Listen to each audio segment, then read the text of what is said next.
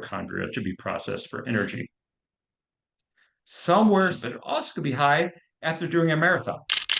It also could be high after a virus infection.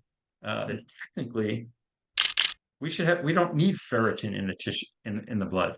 It wouldn't even come out at all. Hi, everybody, and welcome to the Kidney Coach YouTube channel. I am naturopath Fiona Chin, and I'm a pleasure to be joined again today by the amazing Rick Cohen. Rick is a functional physician. He's been in medicine for 25 plus years. He's the founder of the Ignite Longevity program, and actually it's a company that provides personalized assessments and integrative interventions to help people take a comprehensive approach to living longer, healthier lives. And he's dedicated his career to the treatment and prevention of lifestyle and metabolic related diseases. So his goal with patients is to really help them unlock the key in achieving optimal metabolic health. As a physician, he strives to educate those who are ready and willing to commit to living a full life. And he believes that this is the key to preventing and reversing chronic diseases, including things like diabetes, chronic kidney disease, cardiovascular disease, and all of those sort of great things. The most important marker, I look at is serum iron, like what's in the serum, and hemoglobin. So that was the old thing to look at, right? Hemoglobin is how much, heme is the way the body's carrying iron for the most part. 70% is in heme. Heme is just a protein with an iron, clustered in the middle. And that gets packed into the red cells, which then take oxygen and deliver it to the mitochondria to be processed for energy. Somewhere, somehow, ferritin, which is a storage protein, but a storage protein in the tissues. And there's different types. There's a low density and a high density storage protein. And if you talk to the researchers, understand ferritin, the ferritin in the blood is really more of an inflammatory marker than a carrier of iron. And people know that, Dr. Well, it's an acute phase reaction. Yes. And then primarily that's what it is. It's a marker of inflammation. Now, it can be very high, when there's extra iron because there's inflammation, because iron is inflammatory. So as you pull iron out, you can reduce inflammation, but it also could be high after doing a marathon. It also could be high after a virus infection. It also could be high with liver disease, fatty liver. So there's many things that'll drive ferritin up. It also can be low if there's some spleen issues. If the spleen is not producing things, it could be artificially low. One of the key researchers in this area said technically we don't need ferritin in the tissue in the blood. It wouldn't even come out at all. So when we look at ferritin, like 20 is a good number to have.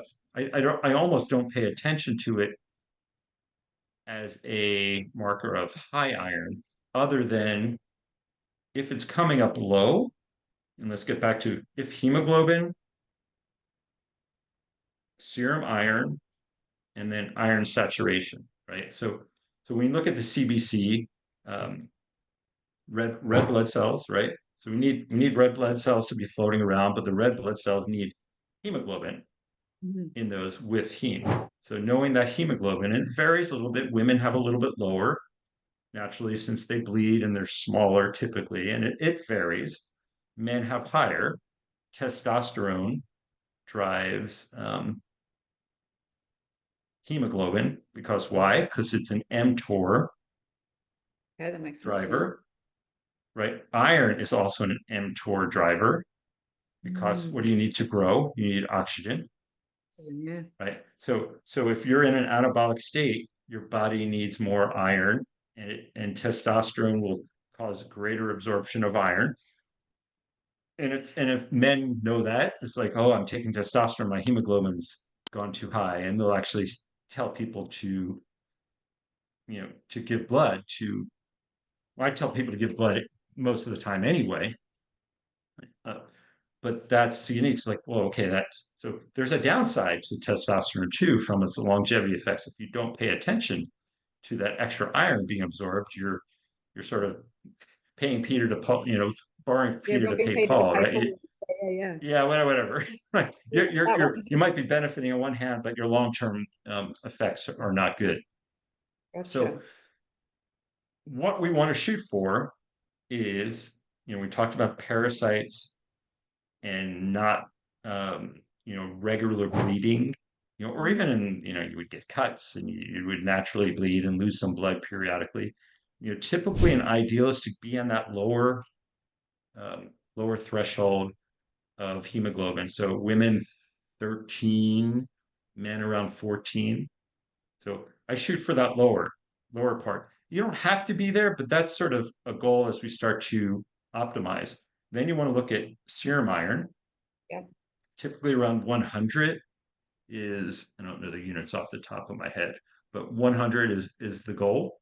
And because you can have too high iron in the serum or too low, and each of those are an indicator of either excess iron, or you still can have excess iron and low serum iron if it's in the tissues, Yeah, that makes right? sense to So me. you really have to look at multiple markers, and then you have to look subjectively at the person. Have they been taking iron? Did they have an issue? It is not, it's very nuanced to understand this. The other piece that is important is iron saturation rate. So you have serum iron, and then you have total iron binding capacity, which is the protein that carries iron through the tissues. And just sort of like a bus that has a certain amount of seats, that iron saturation tells us of how overloaded, or how crowded the bus is.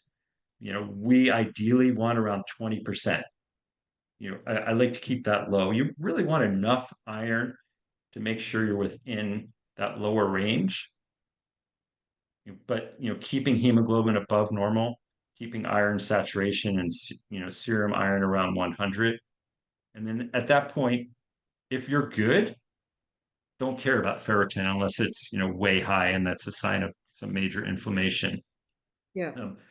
Transferrin is sort of how they calculate is the protein that carries it, and a high transferrin can be a sign of parasites. Thank you again for your knowledge. All the details will go on below. And if you want to know more about what we do, you can head to www.kidneycoach.com. Remember to hit click, like and subscribe. That way you will get notified anytime we put up new videos. Dr. Cohen, always appreciate your time and your knowledge. I always learn so much just sitting with you, and we will definitely have you back. So I'll nag you for some other podcasts. So it's all good. Thanks, everybody. Bye.